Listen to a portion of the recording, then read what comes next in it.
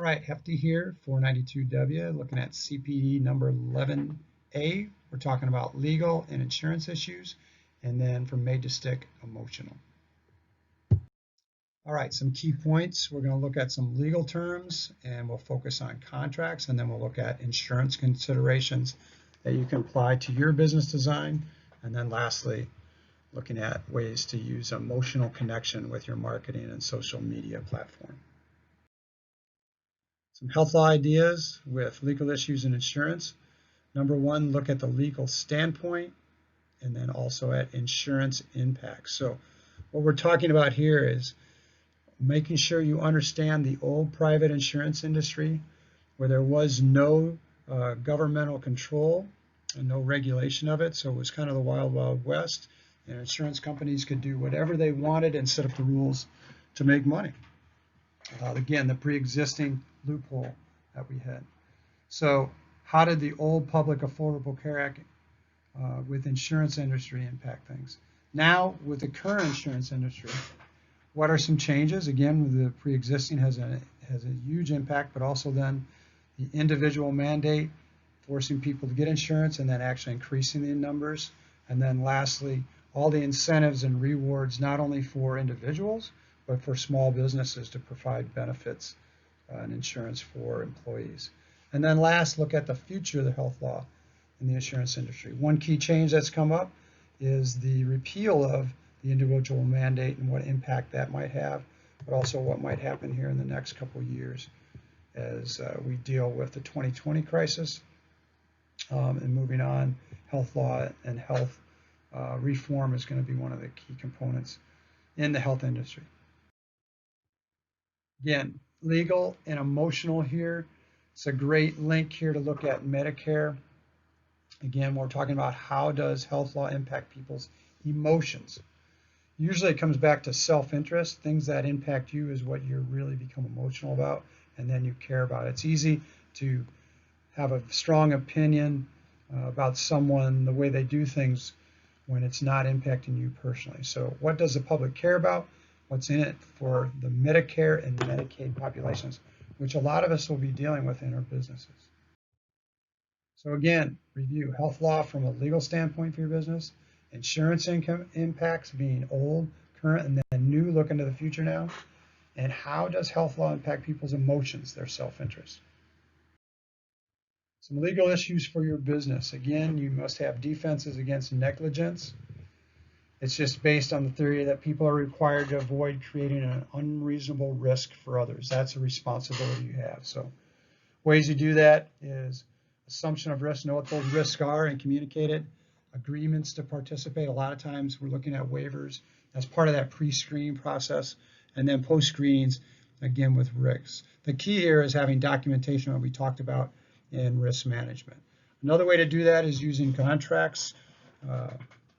It's just a promise that the law requires as a duty. So one of the reasons we did a contract is just to have an example and model that in the class, what you would want to do again with employees, partnerships, different things you're doing, and clients in your business. Some employment law information. Again, just need to understand they talked about these in the book, so I'm not going to get into it, but you should understand Title VII of the Civil Rights Act, American with Disabilities, Age Discrimination and Employment Act, Sexual Harassment Policy, and then Occupational Safety and Health Administration.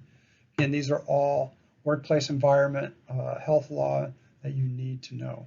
So again, I would encourage you to put these components into your staff training where you educate, and if you would have a policy manual, it would obviously be in there. Again, another great idea to put into continuing professional development and continue to look at the connection to Health Law Affordable Care Act.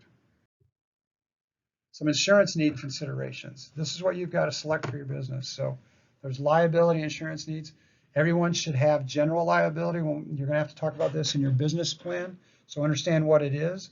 When you talk about these insurance selections you make sure you don't assume the reader knows what those are. So give a brief description of what they are and how they'll make an impact on your business positively. Professional liability, this is malpractice. When we think about with doctors, but again, it's getting to be quite common with everybody across the health industry, from physical trainers, PT, PAs, even doctors, like we've said before. An umbrella liability is where you're basically bundling a bunch of different types of insurance under one umbrella. So again, we can look at that to make yourself efficient.